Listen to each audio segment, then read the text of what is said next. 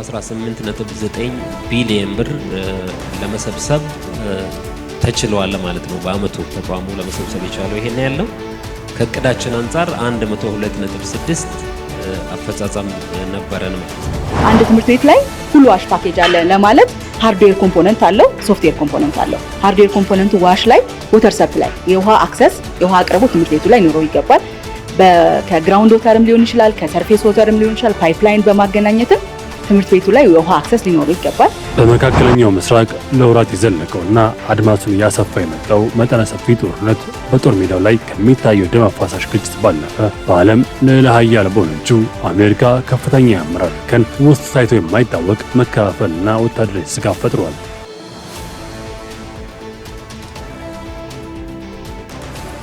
ጤና ይስጥልን የተወደዳችሁ ተመልካቾቻችን፣ ከሀገሬ ቴሌቪዥን ዕለታዊ ዜናዎችን ይዘን ቀርበናል። እሱ ባለው ጋሻው እስከ ዜናው ፍጻሜ ድረስ አብራችሁ ቆይታ አደርጋለሁ። የሀገር ውስጥ እንዲሁም የውጭ በርካታ መረጃዎችን ይዘናል። አብራችሁ እንድትቆዩ ደግሞ አክብሮታዊ ግብዣችን ነው። ቀዳሚ ወደምናደርገው ዜና እናልፋለን። የኢትዮጵያ ኤሌክትሪክ አገልግሎት በተጠናቀቀው የበጀት ዓመት 118.9 ቢሊዮን ብር ገቢ መሰብሰቡን አስታውቋል። አገልግሎቱ በበጀት ዓመቱ በንብረት ውድመትና መሰል ወንጀሎች ከ500 ሚሊዮን ብር በላይ ኪሳራ እንደደረሰበትም አስታውቋል።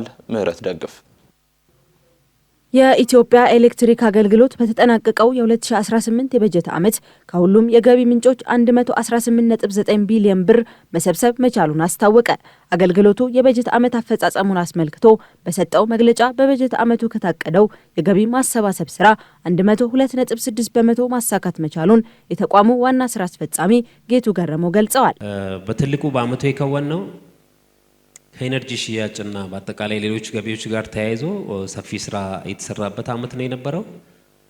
118.9 ቢሊዮን ብር ለመሰብሰብ ተችሏል ማለት ነው። በዓመቱ ተቋሙ ለመሰብሰብ የቻለው ይሄን ያለው ከእቅዳችን አንፃር 102.6 አፈጻጸም ነበረን ማለት ነው።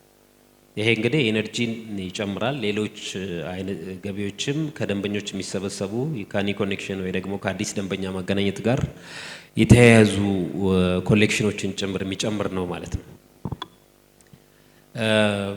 ሌላው ይሄን ሁላ ስንሰራ በዓመቱ ደግሞ ከታክስና ከዲቲ ጋር ተያይዞ ተቋሙ ኮንትሪቢዩት ያደረገው ለሀገር ወደ 12.39 ቢሊዮን ያህል ለታክስና ከዲቲ ጋር ተያይዞ ኮንትሪቢዩት ያደረገው ነው ማለት ነው። አገልግሎቱ 800,000 አዳዲስ ደንበኞችን የኃይል ተጠቃሚ ለማድረግ አቅዶ 664,505 አባወራዎችንና እማወራዎችን ተጠቃሚ ማድረግ መቻሉንም ዋና ስራ አስፈጻሚው ገልጸዋል። ይህ አፈጻጸም ተቋሙን ከአፍሪካ መሰል የአገልግሎት ኩባንያዎች መካከል ተጠቃሽ እንደሚያደርገው ማክለዋል። ይህ በእንዲህ እንዳለ አገልግሎቱ በበጀት ዓመቱ በንብረት ውድመትና መሰል የኃይል ብክነቶች ከ500 ሚሊዮን ብር በላይ ኪሳራ እንደደረሰበትና ከሚመለከተው አካል ጋርም በጉዳዩ ላይ እየሰራ እንደሚገኝ በመግለጫው ተገልጿል። እንግዲህ በትልቁ እንደ ቻሌንጅ በዓመቱ የገጠሙን እነዚህን ስራዎች ስንሰራ በዋናነት ንብረቶቻችን ወይ ደግሞ ኢንፍራስትራክቸራችን ላይ የደረሰው ውድመት ነው። ትልቅ ቁጥር ያለው ወደ 570 ሚሊዮን ያህል የንብረት ዘረፋ ተቋሙ ላይ በዓመቱ የደረሰበት ዓመት ነው። ይሄን ችግር እንግዲህ በትልቁ ከሚመለከተው አካል ጋር ከጸጥታ አካላትና ከሚመለከታቸው አስተዳደሮች ጋር የመስራት ስራዎችን እየሞከርን ነው። እንግዲህ ትልቅ ስራ ይፈልጋል ማለት ነው። ሌላው የኤነርጂ ስርቆት ነው። ቅድም ያልኩት ከ1000 በላይ ያህል ቆጣሪ ላይ ስርቆት በዓመቱ ያገኘንበት ነው። ሌላው ከራይት ኦፍ ዌይ ወይ ደግሞ ከወሰን ማስከበር ጋር የነበረ ብዙ ፕሮጀክቶች ብዙ የኦፕሬሽን ስራዎች ስላሉን ቻሌንጅ የተደረግንበት ነው። ሌላው ቻሌንጅ ደንበኞች የተጠቀሙበትን ኢነርጂ ከመክፈል ጋር ያለ ቻሌንጅ ነው። እሱም ፈትነውን የቆየ ቻሌንጅ ነው። ሌላው ትልቁ ችግር ያው ከአቅም ጋር የውስጥ አቅም የኮንትራክተር አቅም ጋር የተያያዙ የተፈተንባቸው ችግሮች ነበሩ ማለት ነው በዓመቱ። አገልግሎቱ በደንበኞች የሚቀርቡለትን ጥያቄና የሚያጋጥሙ ብልሹ አሰራሮችን በተገቢው መልኩ ለመፍታት እየሰራ እንደሚገኝ የተገለጸ ሲሆን በዓመቱ በነበረው አፈጻጸምም ይህ የተንጸባረቀ መሆኑን ዋና ስራ አስፈጻሚ አክለዋል። በተጀመረው የ2019 የበጀት ዓመትም ተቋሙ የኤሌክትሪክ ተደራሽነትን ማስፋፋት፣ መሰረተ ልማትን ማሻሻል፣ ዲጂታል አገልግሎቶችን ማጠናከርና የኃይል አቅርቦትን የበለጠ አስተማማኝ ለማድረግ የሚያስችሉ ስራዎችን ትኩረት አድርጎ እየሰራ እንደሚገኝ ተገልጿል። ትምህርት ቤቶች ከእውቀት ባለፈ ተማሪዎች ጤናቸውና ደህንነታቸው ተጠብቆ ሊቆይበት ከሚገባቸው ቦታዎች መካከል ቀዳሚው ነው። ይሁን እንጂ በኢትዮጵያ ውስጥ ካሉት ትምህርት ቤቶች ውስጥ ለተማሪዎች ደህንነት ምቹ የሆኑት 7% የሚሆኑት ብቻ መሆናቸውን ትምህርት ሚኒስቴር አስታውቋል። ተስፋነሽ እሸቱ በኢትዮጵያ በበርካታ ትምህርት ቤቶች የሚስተዋለው የንጹህ መጠጥ ውሃ፣ ጽዳትና ሳኒቴሽን አገልግሎት እጥረት በትምህርት ጥራትና በተማሪዎች ጤና ላይ ማነቆ መሆኑን ዓለም አቀፍና ሀገር አቀፍ ጥናቶች ያመለክታሉ።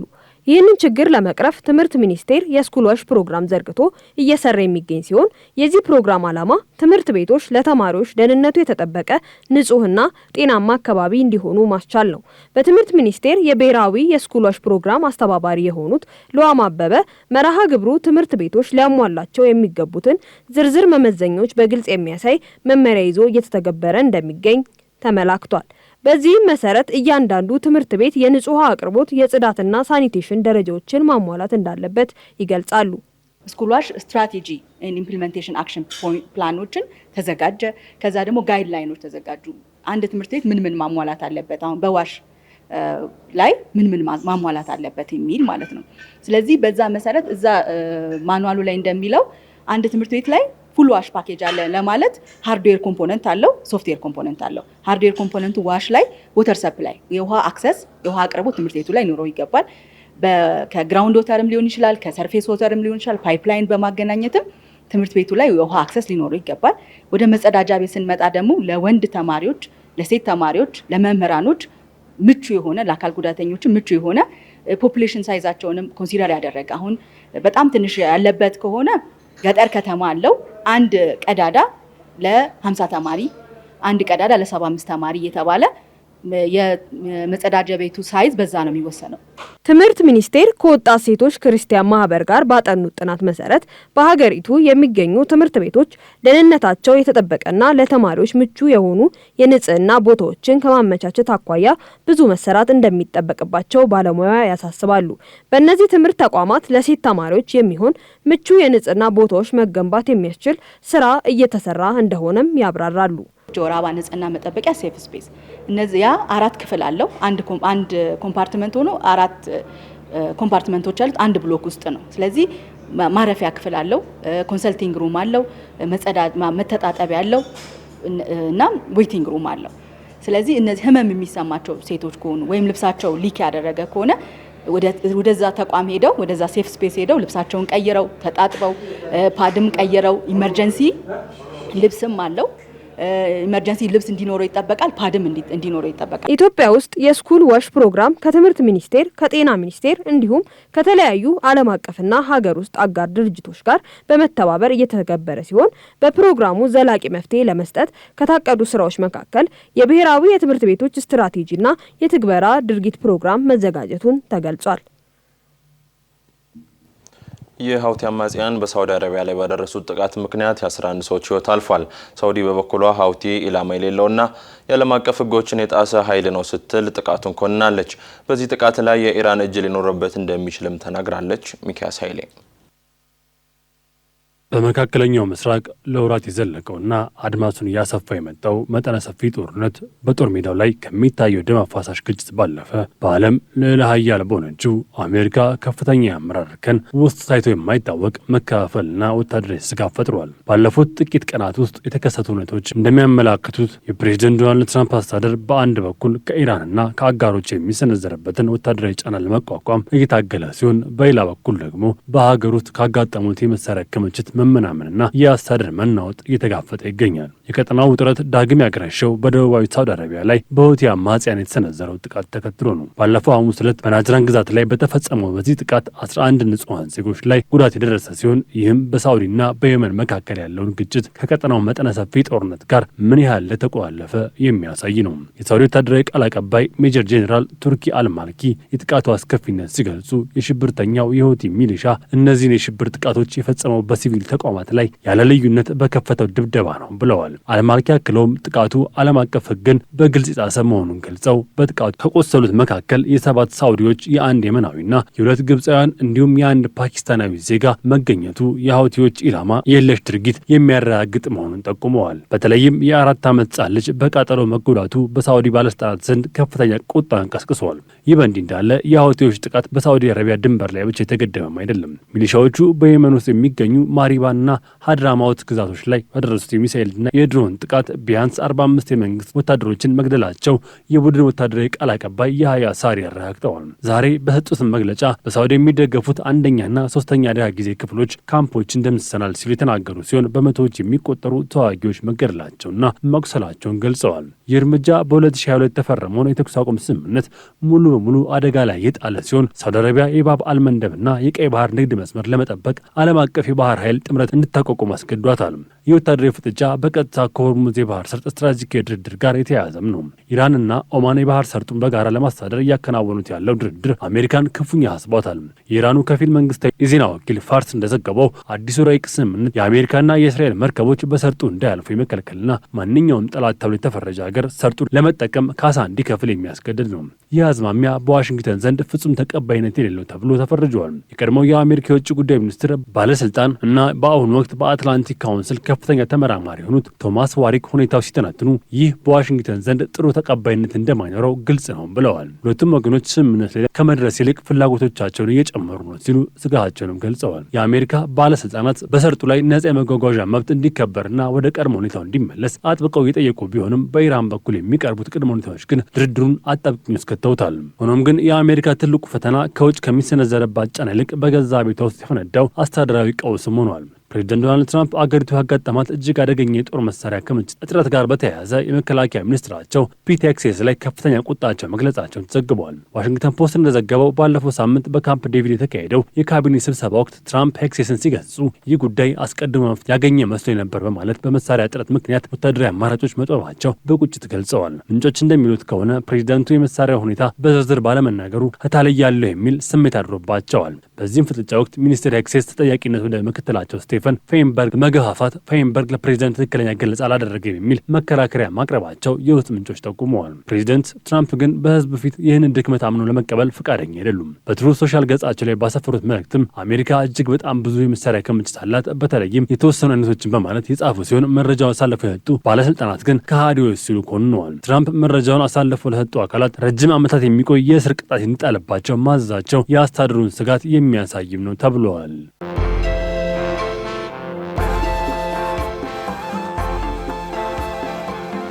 ሀገሬ ዜና እንደቀጠለ ነው። የተወደዳችሁ ተመልካቾቻችን፣ አሁን ደግሞ ወደ አጫጭር መረጃዎች እናልፋለን። የባህልና ስፖርት ሚኒስቴር በ2019 በጀት ዓመት በተዋረድ የሚያከናውናቸውን ተግባራት መሰረት በማድረግ ከክልሎችና ከተማ አስተዳደሮች ጋር የእቅድ ውል ስምምነት ተፈራረመ። ሚኒስቴሩ በ2018 በጀት ዓመት ያቀዳቸውን ተግባራት 99.5 በመቶ ማሳካት መቻሉን የገለጸ ሲሆን ለዚህም አስተዋጽኦ ለነበራቸው አካላት እውቅና ሰጥቷል። በተከናወነው የክልሎች አፈጻጸም ምዘና መሰረት በባህልና ኪነ ጥበብ ዘርፍ አማራ ክልል አንደኛ ሲሆን በስፖርት ዘርፍ ደግሞ የኦሮሚያ ክልል ቀዳሚ ሆኖ ተሸልሟል። አዲስ አበባና ማዕከላዊ ኢትዮጵያ ክልልም በተለያዩ ዘርፎች የደረጃ ሽልማት አግኝተዋል። የኢትዮጵያ ጸረ አበረታች ቅመሞች ባለስልጣን በበጀት ዓመቱ በነበረው የላቀ አፈጻጸም የልዩ ተሸላሚነት ሰርተፍኬት ተረክቧል። በጉባኤው ላይ ለቋሚ ኮሚቴ አመራሮችም ለነበራቸው የክትትልና ድጋፍ ሚና እውቅና ተሰጥቷል።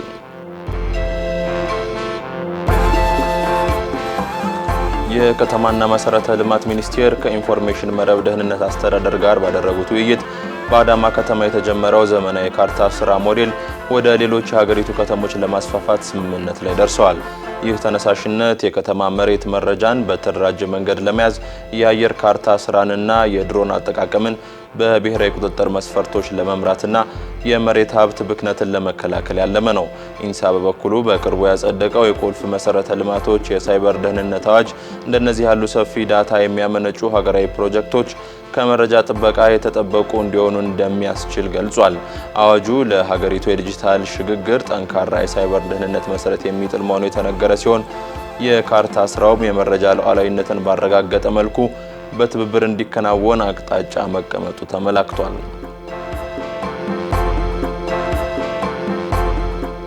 የሰው ሰራሽ አስተውሎት በትምህርት ስርዓቱ ላይ የደቀነውን አደጋ ወደ እድል መቀየር እንደሚገባ ተገለጸ። የሰው ሰራሽ አስተውሎት ኤአይ እድገት ከጊዜ ወደ ጊዜ እየጨመረ የመጣ ሲሆን የትምህርት ስርዓቱም ቴክኖሎጂ ተግባራዊ የተደረገባቸው ካሉ ዋነኛ ዘርፎች መካከል ተጠቃሽ ነው። ሪች ፎር ቼንጅ በኢትዮጵያ ከኮተቤ ትምህርት ዩኒቨርሲቲ ጋር በመሆን ባዘጋጀው የትምህርት ቴክኖሎጂ ጉባኤ የሰው ሰራሽ አስተውሎትን በትምህርት ስርዓት ውስጥ በውጤታማነት መተግበር በሚቻልበት ሁኔታ ዙሪያ መክሯል። ተማሪዎች እንዲሁም መምህራን ቴክኖሎጂውን መሰረት ያደረገ አሰራር እንዲሰሩም ድጋፍ እያደረገ መሆኑን በተቋሙ የኢትዮጵያ ዳይሬክተር መቅደም ጉልላት አስታውቀዋል። በትምህርት ስርዓቱ ውስጥ ተደራሽነትንና ውጤታማነትን ከማሳደግ አኳያ የሰው ሰራሽ አስተውሎት ቴክኖሎጂ በጎ አስተዋጽኦ ቢኖረውም የተማሪዎችንና መምህራንን አቅም እንዲሁም ፍላጎት እንዳይገድብ በተቀናጀ መልኩ የቁጥጥር ስርዓት መቃኘት እንደሚኖርበት ተገልጿል። የኡጋንዳ ፓርላማ የሀገሪቱ ወታደሮች በጋዛ የሰላም አስከባሪ ኃይል ውስጥ እንዲካተቱ የቀረበውን የውሳኔ ሀሳብ አጸደቀ። የተቃዋሚ የፖለቲካ ፓርቲ አባላት ኡጋንዳ ወታደሮቿን ወደ ጋዛ ለመላክ ያቀደችበትን ምክንያት እንዲሁም የበጀት ምንጩን አስመልክቶ ጥያቄ ማቅረባቸው ተነግሯል። የሀገሪቱ የመከላከያ ሚኒስትር ኪሪዮዋ ኪዋኑካ በበኩላቸው የሀገራቸው ወታደሮች በሶማሊያ ውጤታማ የሰላም ማስከበር ተልዕኮ መወጣታቸውን በመግለጽ ወታደሮቻቸው ለዓለም አቀፍ ተልዕኮ ዝግጁ መሆናቸውን ተናግረዋል። የአሜሪካው ፕሬዝዳንት ዶናልድ ትራምፕ ያቋቋሙት የሰላም ቦርድ ይፋ ያደረገው ይህ የጋዛ የማረጋጋት ተልዕኮ እስከ 20 ሺህ የሚደርሱ ከተለያዩ ሀገራት የሚውጣጡ ወታደሮች የሚሳተፉበት እንደሚሆን ተነግሯል።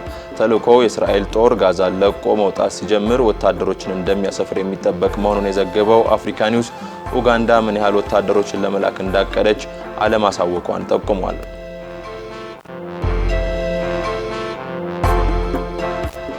ሩሲያ በዩክሬን ከተሞች ላይ የምትሰነዝረው ከፍተኛ ፍጥነት ያለው የባለስቲክ ሚሳኤል ጥቃት የሀገሪቱን የአየር መከላከያ መቃወሚያዎች እጥረት እያጋለጠ መሆኑ ተገለጸ። በዚህ ሳምንት በኬቭና አካባቢዋ በደረሰ መጠነ ሰፊ የባለስቲክ ሚሳኤልና የድሮን ጥቃት ቢያንስ 17 ሰዎች ሲገደሉ በርካታ መጋዘኖችና መሰረተ ልማቶች ወድመዋል። ዩክሬን እነዚህን ሚሳኤሎች ለመመከት የሚያስችሉ እንደ አሜሪካ ሰራሹ ፓትሪዮት ያሉ የመከላከያ ስርዓቶችን እጥረት እንዳለባት ተነግሯል። የዩክሬን ፕሬዝዳንት ቮሎዲሚር ዜሌንስኪ አጋሮቻቸው የሚሳኤል መቃወሚያዎችን በፍጥነት እንዲያቀርቡ በድጋሚ ተማጽነዋል። አቅርቦቱ በመዘግየቱ ለንጹሃን እልቂት ቀጥተኛ ምክንያት እየሆነ መምጣቱን የገለጹት ፕሬዝዳንቱ የሩሲያን ሚሳኤል ምርት ለማዳከም አዳዲስ ማዕቀቦች እንዲጣሉ ጠይቀዋል። ሩሲያ ባሊስቲክ ክሩዝና ሌሎች ሚሳኤሎችን እንዲሁም በመቶዎች የሚቆጠሩ ድሮኖችን በመጠቀም ጥቃቷን አጠናክራ ቀጥላለች ሲል ሲኤንኤን ዘግቧል።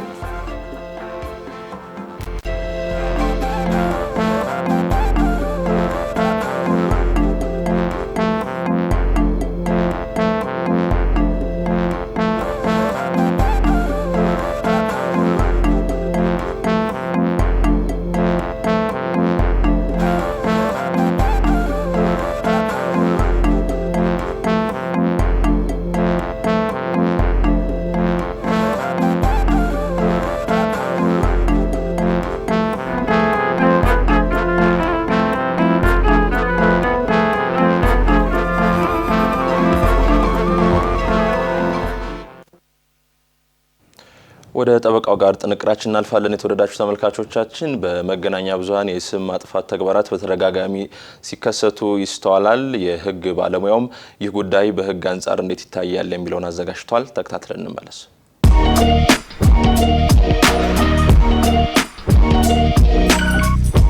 ጤና ይስጥልን። የስም ማጥፋት ተግባር በመገናኛ ብዙሃን በፍትሐብሔር እንጂ በወንጀል የማያስጠይቅ መሆኑን በተመለከተ ገነክ መረጃ ላካፍላችሁ። ጠበቃ እንዳርጌ ካሴ ነኝ። አብራችሁን ቆዩ።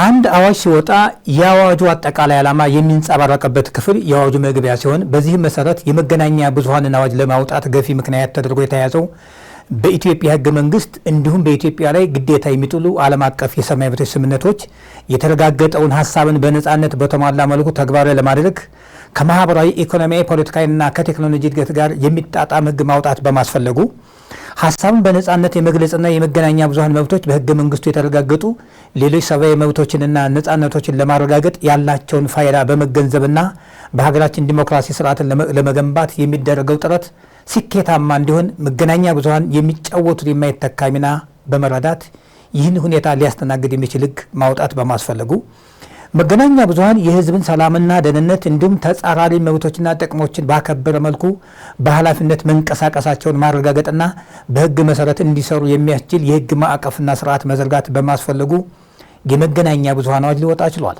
ከዚህ ላይ ልብ ሊባል የሚገባው የመገናኛ ብዙሃን የወጣበትን ገፊ ምክንያቶች እንደወረደ ከመግለጽ ያለፈ ስላተገባበሩ አላነሳንም። ወደ ዋናው ርዕሰ ጉዳያችን ስንመለስ የስም ማጥፋት ተግባር በመገናኛ ብዙሃን ሲፈጸም ከፍትሐብሔር ኃላፊነት በስተቀር በወንጀል የማያስጠይቅ መሆኑን የመገናኛ ብዙሃን ህግ በግልጽ ደንግጓል። ወደ ዝርዝር ጉዳዩ ከመግባታችን በፊት የመገናኛ ብዙሃን አዋጁ ለራሱ ለመገናኛ ብዙሃን የሰጠውን ትርጉም እንመለከታለን።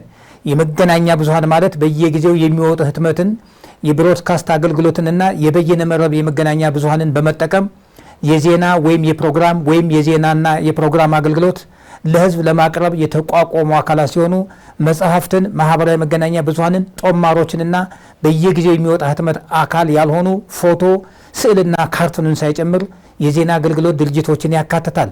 የበይነ መረብ መገናኛ ብዙሃን ማለት በመገናኛ ብዙሃን አገልግሎት አቅራቢው ይዘት ላይ የመወሰን ኃላፊነት ስር ዋነኛ ስራው ዜናና ፕሮግራምን መሰብሰብ፣ ማዘጋጀት፣ ማጠናከርና ማሰራጨት በሆነ ድርጅት በኢንተርኔት አማካኝነት የሚሰራጭ ምስል፣ ድምፅ፣ ቪዲዮና የድረገጽ ጽሁፍን በመጠቀም ወይም እነዚህን በማቀናጀት መረጃ የማስተላለፍ አገልግሎት ነው።